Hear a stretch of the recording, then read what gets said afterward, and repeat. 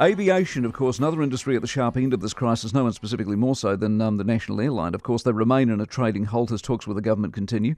Rob Fyfe led the airline before Chris Luxon and Greg Foran. He saw it through the GFC and swine flu, part of management during the SARS time as well. And Rob Fyfe is with us. Very good morning to you. Hi, mate. Similarities to what you saw, or are we in completely new territory? There's some similarities in terms of the issues, but the scale of this is bigger than anything I saw, for sure. What would you do?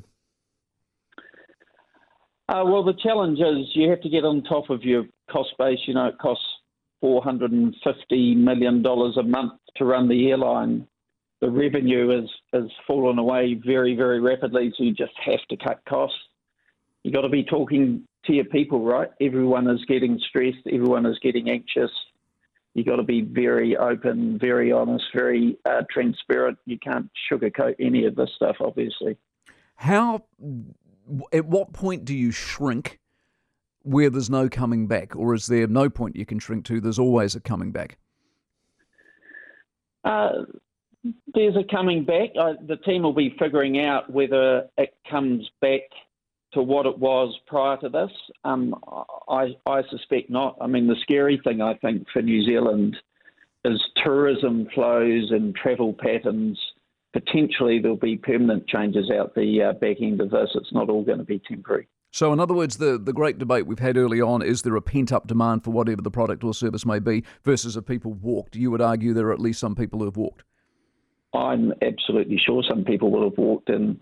You know, Asian economies, particular, we've found in the past, are very sensitive to health scares around travel, and it can take years for those travel patterns to re-establish themselves, not months. So when you saw the health issues that you saw the company through, was that your experience at that time? Absolutely. You know, one of the classic challenges for us was Japan. We used to have a massive inflow of Japanese tourists, and through SARS, and post-SARS, we lost a big chunk of the Japanese market that never really returned to New Zealand. And is there a distance issue at all, or not?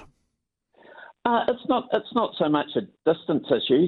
Just people change their habits. You know, they may focus more on domestic tourism. They may just become more cautious travellers. You know, there's a whole lot of factors, but you know, my perception is the world is not going to be the same out the other side. Which is amazing. I was just about to say, this is an amazing thing to say, because what have airlines done for us? They've shrunk the world.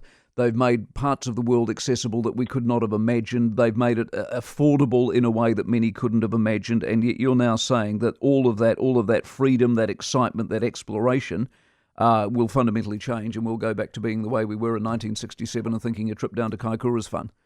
I'm not going that far, but I am saying for a lot of people, their travel patterns will change out the back end of this, yeah. Because you also had some trouble with, not you weren't there, but the climate change. Will that be back as an issue, do you think, in general, as a headwind, as they say in business? I think climate change is becoming a bigger issue for airlines, for sure. You know, if you look in Europe, the impact of the movement from Greta Thunberg and so on is really starting to impact both business and personal travel. So yeah. I mean, there are a lot of challenges ahead for airlines. I think everything I see New Zealand doing, I think the team are doing a fantastic job, but they'll be making some tough decisions over the next few days and the next weeks, for sure. I am right in saying that they are an agile airline, a successful airline, and of all the airlines in the world, if you're going to make some hard calls about who survives and who doesn't, they would deserve to survive if for no other reason they're a national carrier. Is that fair? That's incredibly important to the New Zealand economy, so they need to survive for that reason. But is an incredibly well-run airline today. It is very agile. They've got a lot of resources, but they're burning a lot of cash at the moment, so they will need the support of the country to get their way through this. Is that political in the sense that there will be a lot of people going, well, I mean, I understand they've got $1 billion worth of cash because they've been successful in the last decade or so, and people go, well, hold on, how many times does a country bail out an airline because we've been here before? Is that a reasonable question to ask? It is a question to ask, and I don't think Air New Zealand's at the stage where it needs a bailout, it needs its shareholders to support it through this challenge. And, the government is the largest of those shareholders. So the government needs to look at this as an investor in the airline as well as a beneficiary from the national interest. But they, of course, will be. That's sort of a bailout in itself, isn't it? If essentially the government buys more shares, what are you doing? You're becoming a bigger investor, but you're also bailing them out. Well, that's true. But, if you look over the last 15, 20 years, or go all the way back to 9/11, you look at the dividend return the government's had on its investment in Air New Zealand. Actually, it's had a decent return. Any investor would be happy with that return. Yeah. You're a globalist. What do you make of it all? I think in a general sense, my experience with crises like these is you have to move fast and you have to move hard.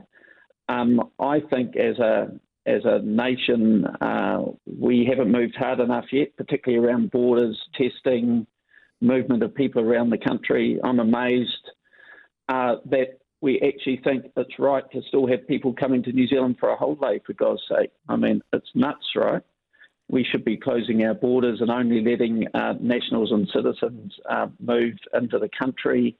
That should be happening right around the world. So I think as a world, we've just moved too slowly. We've been in catch-up mode right since when this thing first emerged. I've got this argument or this theory that the people who should be running this are people who have got experience at crisis management, and democracy doesn't necessarily lead to a government being any good at crisis management. What you just said indicates that might well be the case. Is that fair? I think it becomes more challenging. I think too much has been about a communication process and not about action. Businesses understand everything has to be about action, supported by communication rather than the other way around. Yeah, good insight. Appreciate your time very much, Rob.